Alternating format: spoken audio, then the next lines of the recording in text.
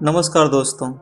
आज से हम पॉलिटिकल साइंस के अंतर्गत पब्लिक एडमिनिस्ट्रेशन अथवा लोक प्रशासन के विभिन्न आयामों के बारे में डिस्कशन करेंगे, जिसको हम पब्लिक एडमिनिस्ट्रेशन सीरीज के अंतर्गत छोटे छोटे पार्ट्स में कंप्लीट करने का प्रयास करेंगे। आज हम इस पार्ट्स में पब्लिक एडमिनिस्ट्रेशन के बेसिक कंसेप्ट के बारे में जानने का प्रयास करेंगे, जिसमें हम सर्वप्रथम पब्लिक एडमिनिस्ट्रेशन के अर्थ और इसके बारे में विभिन्न विद्वानों द्वारा दिए गए परिभाषाओं के बारे में चर्चा करेंगे। इसके साथ ही हम पब्लिक एडमिनिस्ट्रेशन से जुड़े अन्य मुद्दों पर भी चर्चा करेंगे। पब्लिक एडमिनिस्ट्रेशन अर्थात लोक प्रशासन की बात हम जब करते हैं तो हमारे जहन में ये सहज ही उत्पन्न हो जाता है कि लोक प्रशासन शब्द की उत्पत्ति कैसी हुई।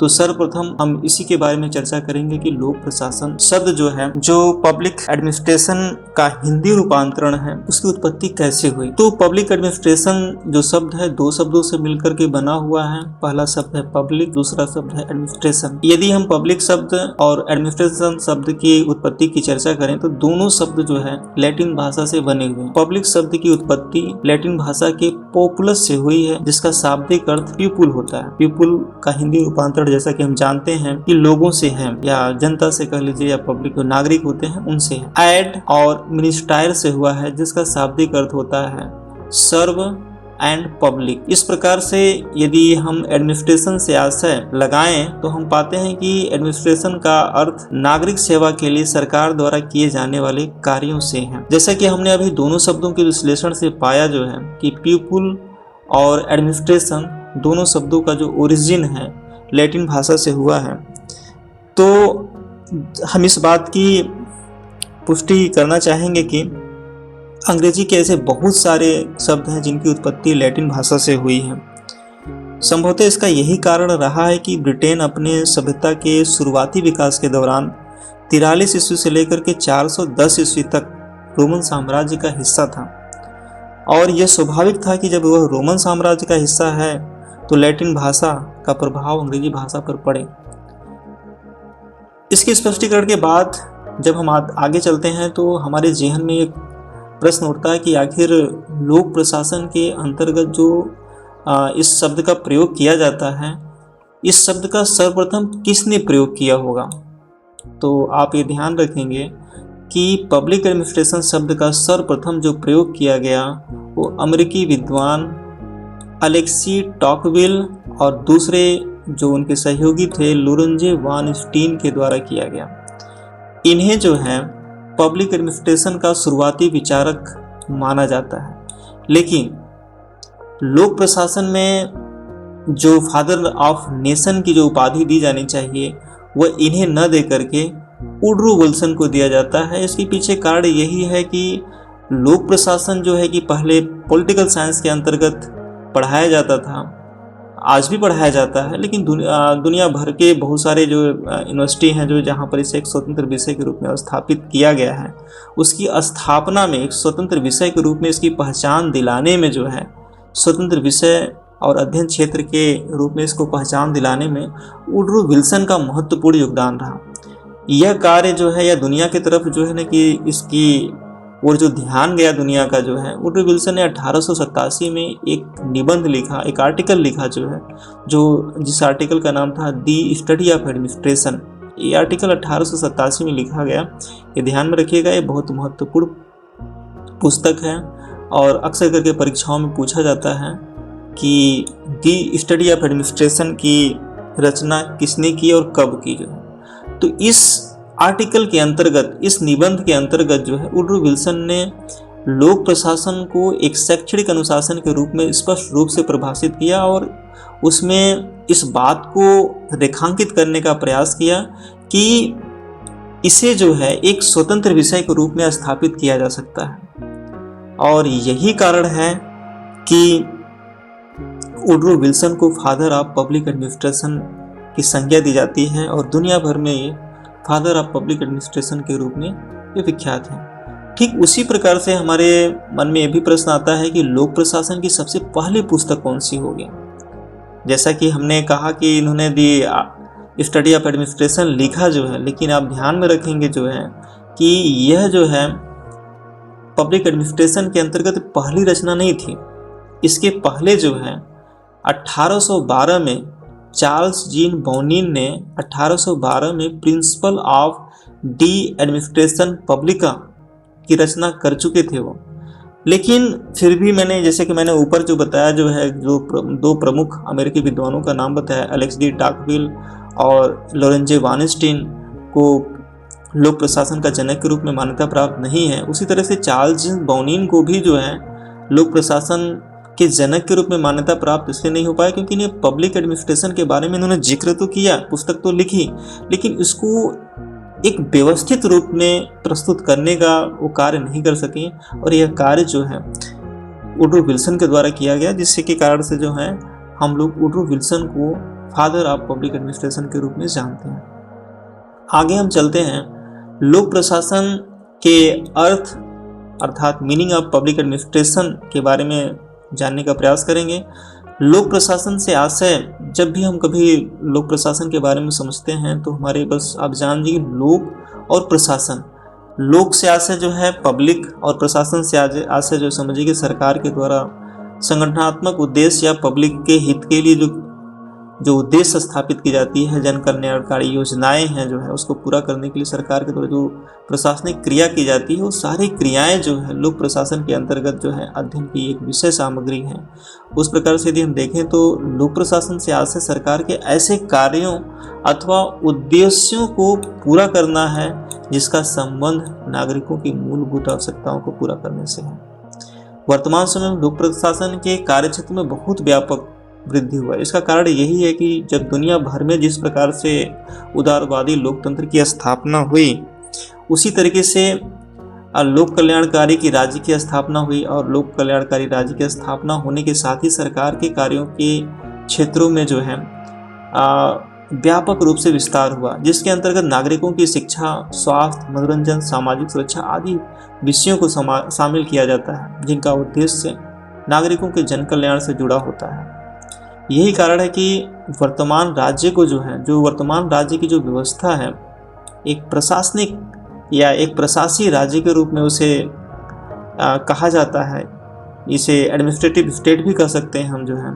शासन की व्यवस्थाएं जो कार्यपालिका, विधायिका और न्यायपालिका होती है, उसमें सर्वाधिक महत्वपूर्ण कार्यपालिका की शक्ति होती है। उसके पीछे कारण यही है कि विधि, जो विधान जो बनाए जाते हैं, उसको लागू करवाने का कार्य जो है वह कार्यपालिका करती है, और इसका प्रभाव यही होता है कि वह जो है विधायिका और न्यायपालिका में प्रभावशाली होती है।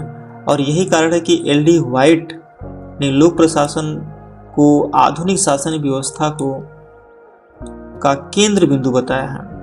लोक प्रशासन के बारे में एल डी व्हाइट ने क्या कहा कि लोक प्रशासन जो है आधुनिक शासन व्यवस्था का केंद्र बिंदु है। इसका कारण यही है कि सरकार के यदि उद्देश्य जो है, यदि उसे पूरा करना है तो बिना प्रशासनिक प्रयास के, बिना प्रशासनिक व्यवस्था के उसको पूरा नहीं किया जा सकता है। ठीक उसी प्रकार से पिफनर ने भी जो है लोक प्रशासन के बारे में बताया कि वांछित उद्देश्यों की पूर्ति के लिए मानवीय और भौतिक संसाधनों का संगठन और निर्देशन ही प्रशासन है।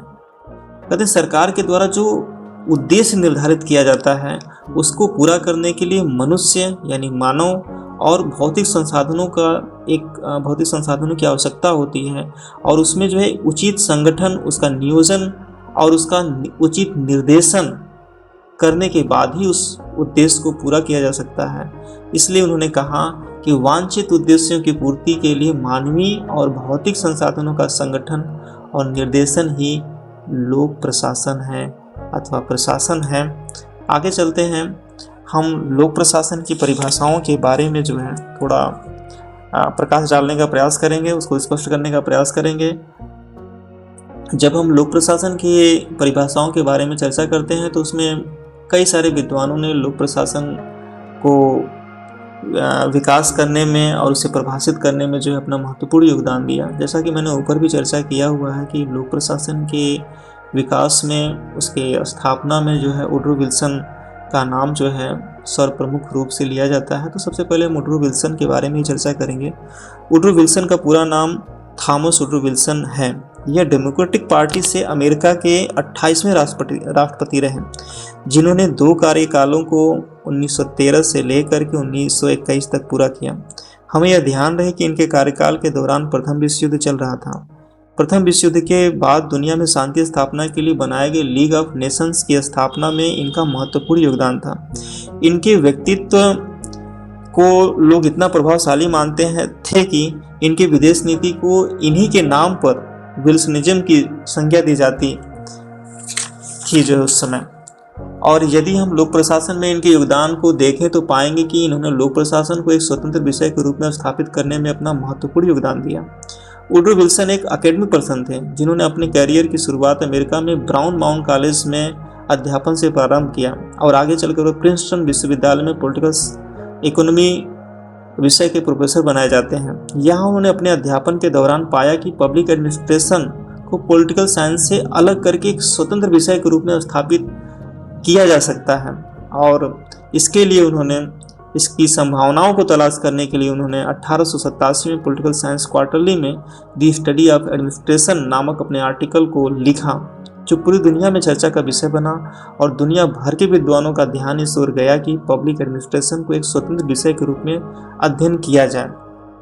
यही कारण है कि उन्हें लोक प्रशासन का जनक कहा जाता है। उन्होंने प्रशासन की महत्ता को स्पष्ट करते हुए कहा था कि संविधान बनाना एक सरल कार्य है, जबकि इसे चलाना एक मुश्किल कार्य है। और इसी आधार पर उन्होंने यहाँ भी लोक प्रशासन के जनक माने जाते हैं। और उन्होंने जो है जो बताया लोक प्रशासन के संबंध में, उन्होंने कहा कि विधि अथवा कानून का प्रयोग नागरिकों को उद्देश्य को पूरा करने के लिए किया जाना ही लोक प्रशासन है। जब हम एक सरकार की स्थापना करते हैं तो सरकार का उद्देश्य क्या होता है? सरकार का उद्देश्य होता है कि जो नागरिक जो सेवाएं हैं उसको बेहतर ढंग से जो है नागरिक सेवाएं हो गए, नागरिक सुरक्षा हो गया, उसको बेहतर ढंग से उसको पूरा किया जाए और उस नागरिकों के जो बेहतर जीवन के लिए जो है उसे प्राप्त करने के लिए जो विधि बनाए जाते हैं, विधि बनाने का काम तो जो है कि विधायिका कर लेती है, लेकिन उसे जो पालन कराने का जो कार्य जो किया जाता है वो प्रशासनिक व्यवस्था के द्वारा ही पूरा किया जाता है। इसीलिए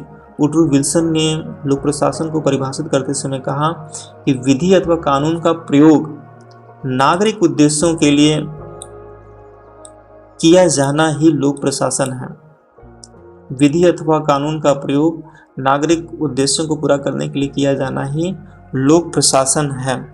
उसी प्रकार से हम अन्य विद्वानों के रूप में जब हम देखते हैं तो एल.डी. व्हाइट लोक प्रशासन के विकास और इसकी स्थापना में महत्वपूर्ण योगदान देते हैं। एल.डी. व्हाइट का पूरा नाम लियोनार्ड डी व्हाइट है। प्रशासनिक विचारों के क्षेत्र में यह एक प्रमुख अमेरिकी विद्वान माने जाते हैं। व्हाइट ने प्रशासनिक सिद्धांतों के विकास में महत्वपूर्ण योगदान दिया और आधुनिक सार्वजनिक प्रशासन की नींव रखने में अहम भूमिका निभाई। उनकी प्रसिद्ध पुस्तक जो 1926 में प्रकाशित हुई वह पुस्तक थी introduction to the study of public administration. इस पुस्तक में उन्होंने प्रशासन को एक विशिष्ट रूप से व्यवहारिक विषय के रूप में परिभाषित करने का प्रयास किया और बताया कि प्रशासन का अध्ययन वैज्ञानिक तरीकों और तथ्यों पर आधारित होना चाहिए। उनके अनुसार प्रशासन नीतियों के निर्माण से अधिक उनके कार्यान्वयन पर केंद्रित होना चाहिए। उसी आधार पर उन्होंने लोक प्रशासन को परिभाषित करने का भी प्रयास किया, जिसमें वो बताते हैं कि लोक प्रशासन का संबंध उन सभी कार्यों से है जिनका प्रयोजन अथवा उद्देश्य सार्वजनिक नीतियों को पूरा करना या उसे क्रियान्वित करना। ध्यान दीजिएगा कि यहाँ पर ये बता रहे हैं कि लोक प्रशासन का संबंध उन सभी कार्यों से है। उन सभी किसके कार्यों से? सरकार के सभी कार्यों से है जिनका प्रयोजन सरकार के जन कल्याणकारी नीतियों को पूरा करना या उसे क्रियान्वित करना होता है। ठीक आगे जब हम चलते हैं तो हम एक अन्य विद्वानों के परिभाषा के बारे में जो उन्होंने परिभाषा दिया उसके बारे में चर्चा करेंगे। जो है अन्य विद्वान में जो है जे.एम. पिफनर का नाम प्रमुखता से लिया जाता है। जे.एम. पिफनर सार्वजनिक प्रशासन और संगठनात्मक सिद्धांत के क्षेत्र में एक महत्वपूर्ण विद्वान है। उनका योगदान प्रशासनिक अध्ययन के क्षेत्र में व्यापक और प्रभावशाली रहा। पिफनर का कार्य प्रशासनिक सिद्धांतों के व्यवहारिक और सैद्धांतिक दोनों पहलुओं को समाहित करता है, जो सरकारी संगठनों और प्रबंधन के बारे में समझने में मदद करता है। पिफनर ने प्रशासन को एक व्यवस्थित प्रक्रिया के रूप में देखा, जिसमें संगठनात्मक संरचना, प्रशासनिक सिद्धांत और नेतृत्व के मूलभूत पहलुओं पर ध्यान केंद्रित किया जाता है। उनकी प्रमुख पुस्तकों में पब्लिक एडमिनिस्ट्रेशन और एडमिनिस्ट्रेटिव ऑर्गेनाइजेशन शामिल है, जो प्रशासनिक विचारों के अध्ययन के लिए महत्वपूर्ण मानी जाती है। जेम्स पिफनर ने लोक प्रशासन का अर्थ बताते हुए इसे परिभाषित किया कि लोक प्रशासन सरकार का काम करना है। इन्होंने क्या कहा? लोक प्रशासन सरकार का काम करना है, चाहे वह कार्य प्रयोगशाला में एक्सरे मशीन का संचालन हो अथवा टकसाल में सिक्के बनाना हो। लोक प्रशासन से तात्पर्य लोगों के प्रयासों में समन्वय स्थापित करके कार्य को संपन्न कराना या करना है, ताकि वे मिलकर कार्य कर सकें अथवा अपने निश्चित कार्य को पूरा कर सकें। आप ये देखिए, यहाँ पर ये बहुत महत्वपूर्ण जो है बात कह रहे हैं, जिससे कि आपको लोक प्रशासन को समझने में बहुत आसानी होगा। लोक प्रशासन का अर्थ बताते हुए कहते हैं कि लोक प्रशासन सरकार का काम करना है। सरकार जो भी काम करती है, किसके लिए काम करती है? नागरिकों के लिए काम करती है, देश के लिए काम करती है। अब देश के लिए भी काम करती है तो देश कोई सरकार को कोई पर्सनल नहीं है, वो लोगों से जुड़ा हुआ है। तो लोक प्रशासन सरकार का काम करना है, चाहे वह कार्य जो है छोटे से छोटा कार्य, जिसमें इन्होंने कहा कि चाहे कार्य वो स्वास्थ्य प्रयोगशाला में एक्सरे मशीन का संचालन ही क्यों ना हो, लेकिन वह भी एक संगठन का हिस्सा है। वो अस्पताल जो है वो भी एक संगठन है, और उस संगठन के हिस्सा है जो उसका टेक्नीशियन जो एक्सरे संचालित कर रहा है, वो उसका टेक्नीशियन है।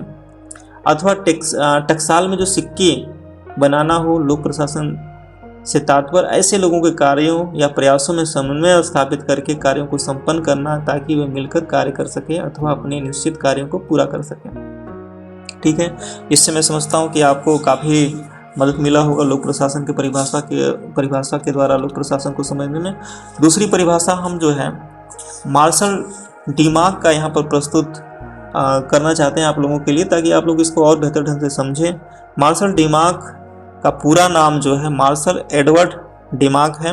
यह एक अमेरिकी राजनीति वैज्ञानिक और लोक प्रशासन के प्रोफेसर थे, जिन्होंने न्यूयॉर्क विश्वविद्यालय में गवर्नमेंट विभाग में सेवा भी दी अपनी।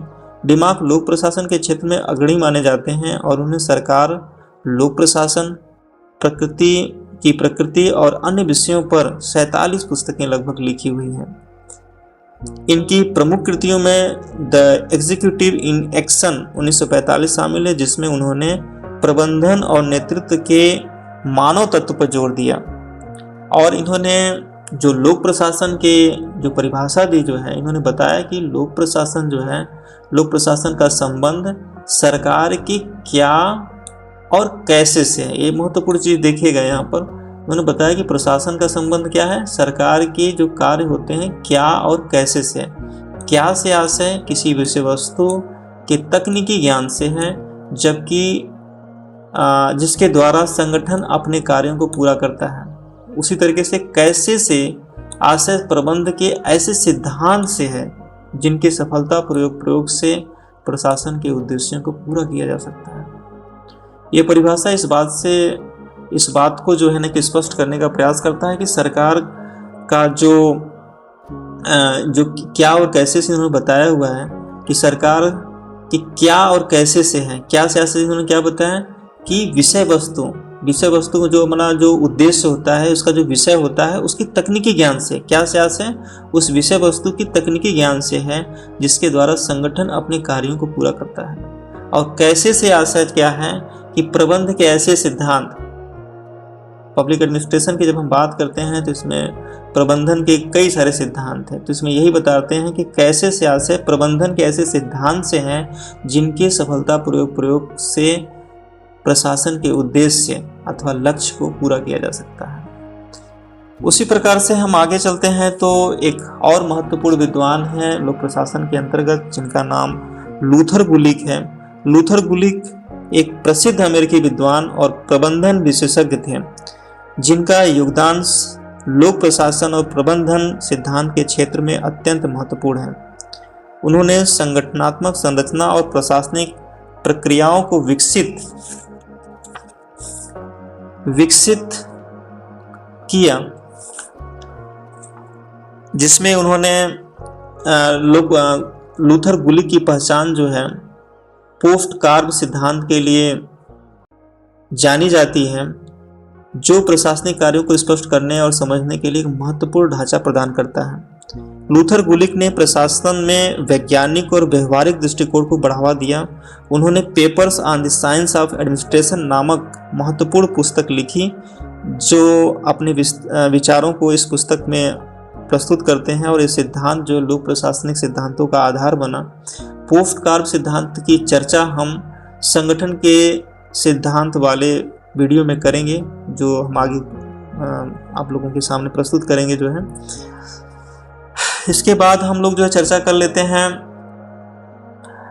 कि जो उपर्युक्त जो परिभाषाएं हमने प्रस्तुत किया जो है, उपर्युक्त जो विश्लेषण किया, उसमें से कौन कौन से निष्कर्ष प्राप्त होते हैं। हम यहाँ पर अभी देखें जो है तो उपर्युक्त परिभाषाओं के आधार पर हमें निम्नलिखित निष्कर्ष प्राप्त होते हैं। पहला जो क्या निष्कर्ष मिलता है हमें कि लोक प्रशासन का संबंध क्या है, सरकार के कार्यों से है।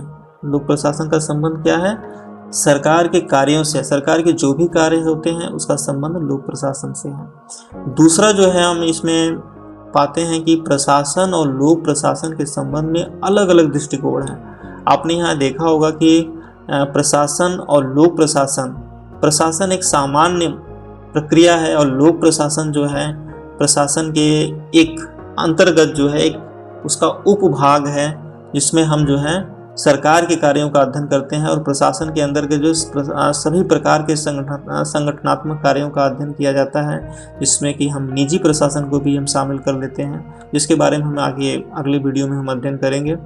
लोक प्रशासन में वे सभी कार्य शामिल किए जाते हैं जिनका उद्देश्य सार्वजनिक नीतियों को लागू करना होता है।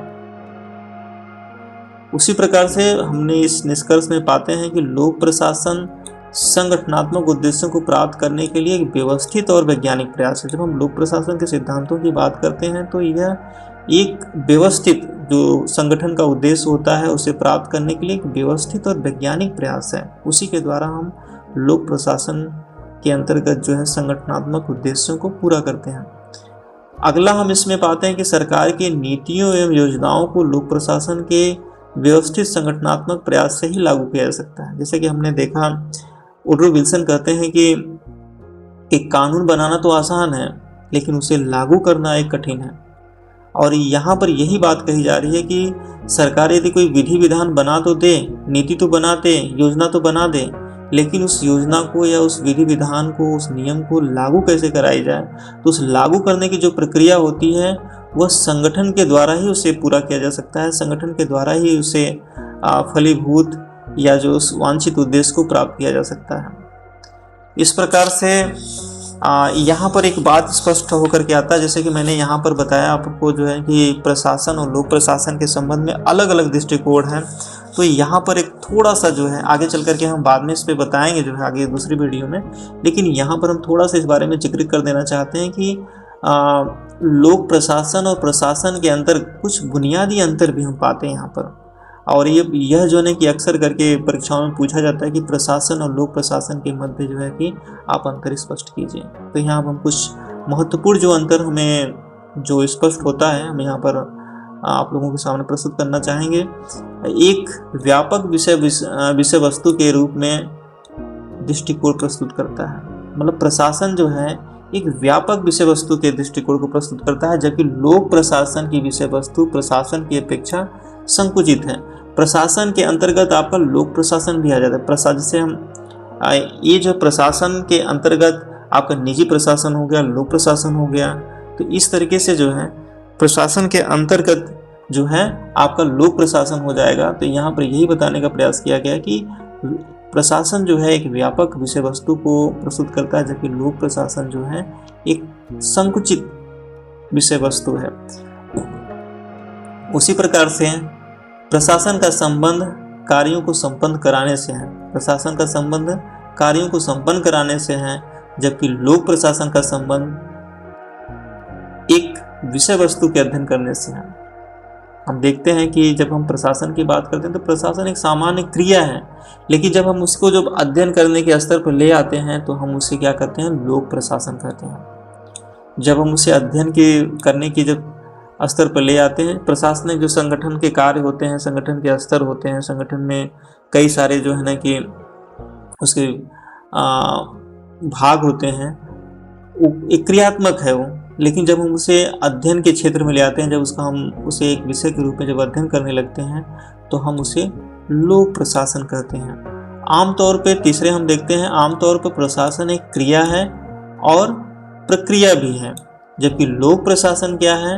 लोक प्रशासन सार्वजनिक नीतियों के निर्माण और क्रियान्वयन से है, जबकि लोक प्रशासन का संबंध जो है सार्वजनिक नीतियों के निर्माण और क्रियान्वयन से है। यह एक प्रमुख अंतर है प्रशासन और लोक प्रशासन के अंतर्गत। चौथा हम देखेंगे कि प्रशासन सामूहिक क्रियाओं का नाम है। प्रशासन जो है सामूहिक क्रियाओं का नाम है जो सामान्य लक्ष्य की प्राप्ति के लिए कार्य करता है। वहीं दूसरी ओर लोक प्रशासन सरकार का कार्य का वह भाग है जिसके द्वारा सरकार के उद्देश्य और लक्ष्य की प्राप्ति होती है।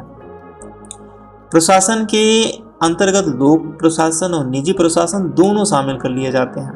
प्रशासन के अंदर ध्यान दीजिएगा कि प्रशासन, मैंने बताया, प्रशासन एक व्यापक दृष्टिकोण है। जैसे अब उदाहरण के लिए जैसे हिंदी की हम बात करते हैं, जो हिंदी एक भाषा के रूप में, हिंदी भाषा के अंतर्गत बहुत सारी बोलियां हिंदी की जो है।